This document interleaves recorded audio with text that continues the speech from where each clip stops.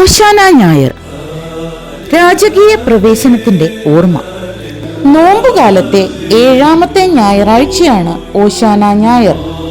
ഈ ദിവസത്തോടെ സഭ വിശുദ്ധ വാരം അഥവാ കഷ്ടാനുഭവ ആഴ്ചയിലേക്ക് പ്രവേശിക്കുന്നു.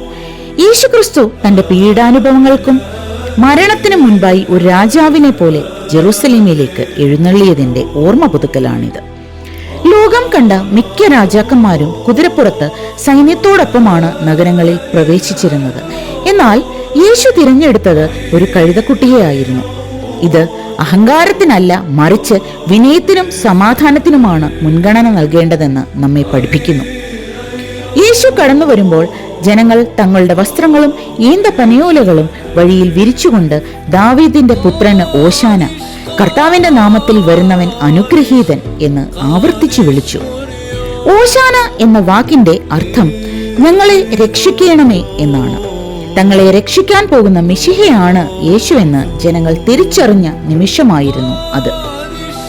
കേരളത്തിലെ ക്രൈസ്തവർ ഈ ദിവസത്തെ കുരുത്തോല പെരുന്നാൾ എന്ന് വിളിക്കുന്നു. പള്ളികളിൽ കുരുത്തോലകൾ ആശീർവദിച്ചു നൽകുകയും വിശ്വാസികൾ അത് ഭവനങ്ങളിൽ കൊണ്ടുപോയി സൂക്ഷിക്കുകയും ചെയ്യുന്നു. വലിയ നോമ്പിന്റെ ഏറ്റവും തീക്ഷണമായ അവസാനത്തെ ആഴ്ചയിലേക്കുള്ള വാതിലാണ് ഈ ഞായറാഴ്ച. വിശുദ്ധ വാരത്തിന്റെ തുടക്കമായും ഒപ്പം തന്നെ വിപരീതങ്ങളുടെ ദിനമായും ഓശാന ഞായർ കണക്കാക്കപ്പെടുന്നു. എന്തെന്നാൽ ജനങ്ങൾ ഇന്ന് രാജാവായി വാഴ്ത്തിയ യേശുവിനെ തന്നെയാണ് ഏതാനും ദിവസങ്ങൾക്കുള്ളിൽ അവർ ക്രൂശിക്കാൻ ആവശ്യപ്പെടുന്നത്. മനുഷ്യന്റെ ചഞ്ചലമായ മനസ്സിനെ കുറിച്ചുള്ള ഒരു ഓർമ്മപ്പെടുത്തൽ കൂടിയാണിത്. നമ്മുടെ ഹൃദയമാകുന്ന ജെറുസലേമിലേക്ക് യേശുവിനെ സ്വീകരിക്കുക എന്നതാണ് ഈ ദിവസത്തിന്റെ ആന്തരിക അർത്ഥം. ജീവിതത്തിലെ കഷ്ടപ്പാടുകളെയും സന്തോഷങ്ങളെയും ഒരുപോലെ വിനയത്തോടെ സ്വീകരിക്കാൻ ഓശാന ഞായർ നമ്മെ പഠിപ്പിക്കുന്നു.